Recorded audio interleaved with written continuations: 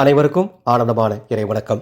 ஆன்மீக சிவசொந்தங்களே, 2026 ஆடி கிருத்திகை வழிபாடு என்று செய்ய வேண்டும், எப்படி செய்ய வேண்டும், என்ன நன்மை கிடைக்கும், என்ன மந்திரம் சொல்ல வேண்டும், என்ன நெய்வேத்தியம் வைக்க வேண்டும் என்பதை இந்த ஆடியோவில் உங்களுக்காக தொகுத்து வழங்கியுள்ளேன்.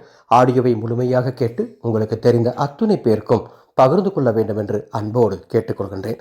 அன்பு சொந்தங்களே, ஆடி அமாவாசை 12/8/2026 ராமேஸ்வரம் சென்று உங்களுடன் வாழ்ந்து மறைந்த உங்கள் முன்னோர்களுக்கு செய்ய வேண்டிய பித்ரு தர்ப்பண காரியங்களை சூழ்நிலையின் காரணமாக உங்களால் செய்ய முடியவில்லையா? கவலை வேண்டாம். நமது அறக்கட்டளை அன்று ராமேஸ்வரத்தில் வேத விற்பனர்களை கொண்டு இறந்த முன்னோர்களுக்கு குருஸ்தானத்தில் இருந்து பிண்ட தர்ப்பண காரியங்களை அதர்வன வேத முறைப்படி செய்ய போகிறோம். பதிவு செய்ய மேலே உள்ள வாட்ஸ்அப் எண்ணுக்கு தொடர்பு கொள்ளுங்கள். பதிவு செய்யும் ஆத்மாக்களுக்கு இறைவன் பாதத்தில் இளைப்பார வேத மந்திரங்கள் ஓதி சடங்குகள் செய்து வைக்கப்படும். மற்றும் ராமேஸ்வர கோடி தீர்த்தமும் பாதாள லிங்கத்தில் வைத்து உயிரூட்டப்பட்ட கயிறு பிரசாதமும் கொரியர் மூலமாக வீட்டிற்கு அனுப்பி வைக்கப்படும். ஆடி மாதம் என்பது அம்மனுக்குரிய மாதம், உங்கள் அத்தனை பேருக்கும் தெரியும். அதே மாதிரி இந்த ஆடி மாதத்தில் முருகப்பெருமானை வணங்க மிக சிறந்த ஒரு நாள் உண்டு, அதுதான் ஆடி கிருத்திகை.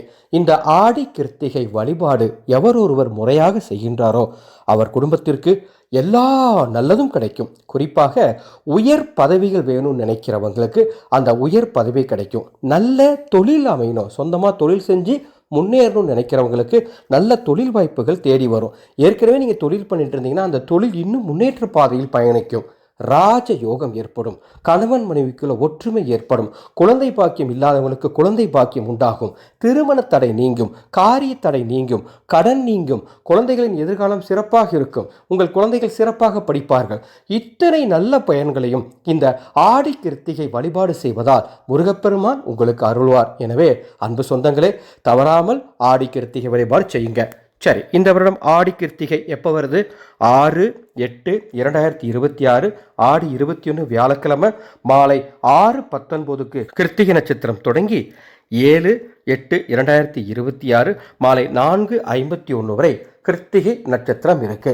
பெரும்பாலும் முருகன் கோயிலில் கிருத்திகை நட்சத்திரம் இரவு தங்கும் நாளை தான் ஆடி கிருத்திகை வழிபாடாக கொண்டாடுவாங்க. எனவே பல கோயில்களில் 6ஆம் தேதி தான் ஆடி கிருத்திகை. ஆனால் 7ஆம் தேதி மாலை வரை கிருத்திகை இருக்கின்ற காரணத்தினால் எனது அன்பு சொந்தங்களே, இந்த வழிபாட்டை 6ஆம் தேதி அதிகாலை பரணி நட்சத்திரத்தில் விரதம் இருந்து தொடங்கி அன்று மாலை பூஜை செய்து விரதத்தை முடிப்பதாக இருந்தாலும் முடிக்கலாம், அல்லது 7ஆம் தேதி அதிகாலை விரதத்தை தொடங்கி மாலை 4:50க்குள் வழிபாடு செய்து விரதத்தை முடிப்பதாக இருந்தாலும் முடித்துக் கொள்ளலாம். உங்கள் சூழலுக்கே விட்டுறேன். 2 நாளும் தாராளமாக இதை செய்யலாம். ஆனால் ரொம்ப விசேஷம் என்ன தெரியுங்களா? பரணியில் விரதத்தை தொடங்கி கிருத்திகளை விரதத்தை முடிக்கிறது ரொம்ப ரொம்ப விசேஷம். உங்களுடைய சூழ்நிலைக்கே நான் விட்டுறேன். சரி, விரதம் இருக்கணும்னு நினைக்கிறவங்க நீங்கள் விரதத்தை தொடங்கி பூஜை முடிகிற வரைக்கும் திட உணவுகளை தவிர்த்து திரவ உணவுகளை மட்டும் எடுத்துக்கோங்க. இல்லை சாமி, விரதம்லாம் என்னால் இருக்க முடியாது, நான் வழிபாடு மட்டும் பண்ணுறேன், எனக்கு அந்த நன்மைகள் கிடைக்குமா அப்படின்னா தாராளமாக கிடைக்கும், எந்த தவறும் கிடையாது.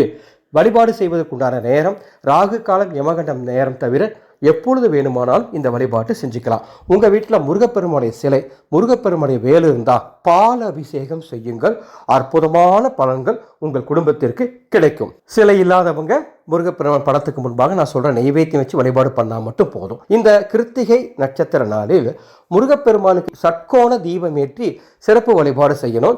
டிஸ்பிளேல உங்களுக்கு காட்டியிருக்கேன் சட்கோண தீபம் எப்படி ஏற்றணும்னு. அதை போல உங்கள் வீட்டு பூஜை அறையில் பூஜை செய்கிற நேரத்தில் சட்கோண தீபம் ஏற்றிக்கொள்ளுங்கள். துணை தீபமாக பூஜை அறையில் வேறு ஒரு இடத்தில் தீபம் ஏற்றிக்கொள்ளுங்கள். ஏனென்றால் ஒற்றைப்படை கணக்கில் வரணும். அவ்வாறு தீபம் ஏற்றுவதற்கு நமது கைலாசா தீப எண்ணெய் இருந்தால் அதை ஊற்றி தீபம் ஏற்றுங்கள். அது கூடவே நமது சர்வமங்கல தீபப்பொடி இருந்தால் அதையும் கொஞ்சம் எடுத்து 6 விளக்குகளுக்கும் கொஞ்சம் கொஞ்சமாக போடுங்க.